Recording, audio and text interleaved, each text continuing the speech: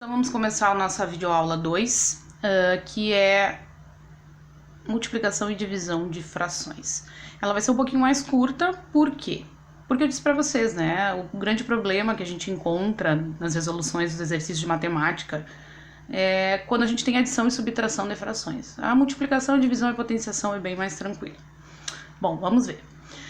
Aqui, na multiplicação e na divisão, a gente não leva em conta se o denominador é igual ou diferente das frações. Simplesmente, eu vou ter que fazer o quê? Multiplicar numerador com numerador e denominador com denominador. Pura e simplesmente, aqui na multiplicação, eu vou ter, então, nos numeradores 2 vezes 3 e nos denominadores 5 vezes 13. Então, eu vou ficar com 6 sobre 65, que é uma fração irredutível, o 6,65 não dá para simplificar pelo mesmo número, e é essa a resposta. O que pode aparecer, então, para simplificar a vida de vocês antes da simplificação final? De repente, aparecer frações que eu possa simplificar antes de multiplicar. Ou seja, eu identifico que um numerador e um denominador são divisíveis por um mesmo número. Então, aqui dá pra gente identificar bem, né? No caso, o 2 e o 5 aqui, não. O 10 e o 14, sim, né? Daria para simplificar os 2 por 2. Mas o que nós vamos fazer? Eu vou simplificar, então, o 10 por 5 e o 5 por 5, tá? Os 2 por 5. E o 2 e o 14 por 2, tá? Não precisa obrigatoriamente ser cruzado, tá, gente? Pode ser, por exemplo, o 10 e o 14 poderia ser por 2, já direto. Vamos reescrever, então, aqui as frações simplificadas. Então, vai ficar 2 por 2, que dá 1, e 5 por 5, que dá 1, vezes 10 por 5, que dá 2, e 14 por 2, que dá 7. E multiplicando, então, as frações, numerador com numerador e denominador com denominador, nós vamos ficar com 2 sétimos.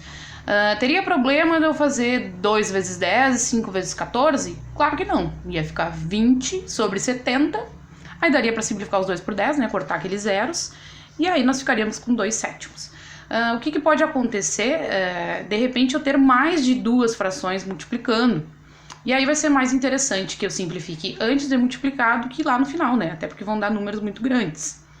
Mas se vocês fizerem o primeiro método ali, é só simplificar no final que tá tudo certo. Bom, agora vamos ver a divisão aqui. A divisão, geralmente ela não vai aparecer assim, né? Bonitinha, assim, com 2 pontinhos. A não ser, assim, em questões de prova de colégios militares ou até mesmo na ESA, aparece geralmente dentro de uma expressão. Mas como que vocês vão encontrar uma divisão de frações lá numa questão do Enem? Pode ser que ela apareça dentro do conteúdo de trigonometria, por exemplo, tá? Então vai aparecer como uma divisão de frações, ela vai aparecer assim, essa mesma divisão aí vai aparecer 2 quintos dividido por 10 14avos. Tá? Então essa mesma divisão aqui com 2 pontinhos, ela pode ser expressa assim também, né? Como uma fração de frações. E como é que a gente resolve? A gente vai repetir a primeira fração, 2 quintos, e multiplicar pelo inverso da segunda fração. O que é multiplicar pelo inverso, então, para nós? É o que era numerador vai ser denominador, o que era denominador vai ser numerador. Então vai ficar 14 sobre 10. Bom, eu posso usar o mesmo princípio que eu acabei de usar no outro exemplo. Então, eu tenho uma multiplicação de frações, eu vou identificar se eu tenho um numerador e um denominador que eu posso simplificar. No nosso caso aqui, o 2 e o 10 dá para simplificar, né? Ou o 14 e o 10. O 5 com 14 já não dá mais. Então, eu vou simplificar o 2 por 2 e o 10 por 2, tá? Então, eu vou ficar com 1 sobre 5 e 14 sobre 5 também. E agora é só multiplicar numerador com numerador e denominador com denominador. Então, eu vou ficar com 14, 25 avos, que também é uma fração irredutível. Então, é isso que eu digo pra vocês. Muito dificilmente vai aparecer uma divisão assim de frações com esses 2 pontinhos, né?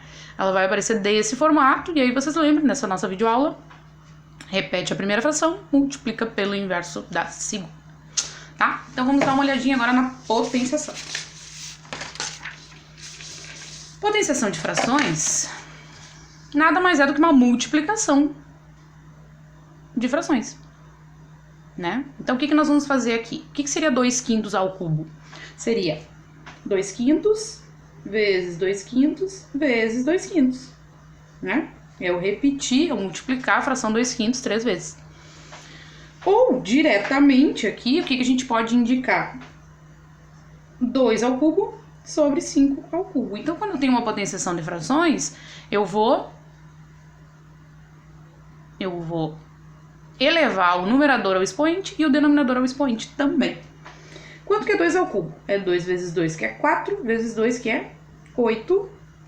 E 5 ao cubo é 5 vezes 5, que é 25, vezes 5, 125. Beleza?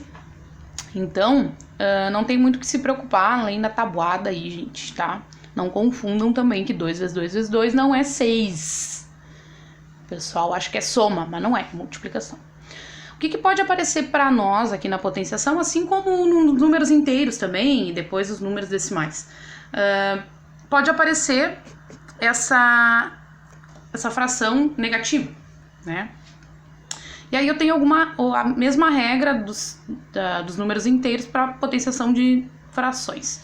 Quando eu tenho o expoente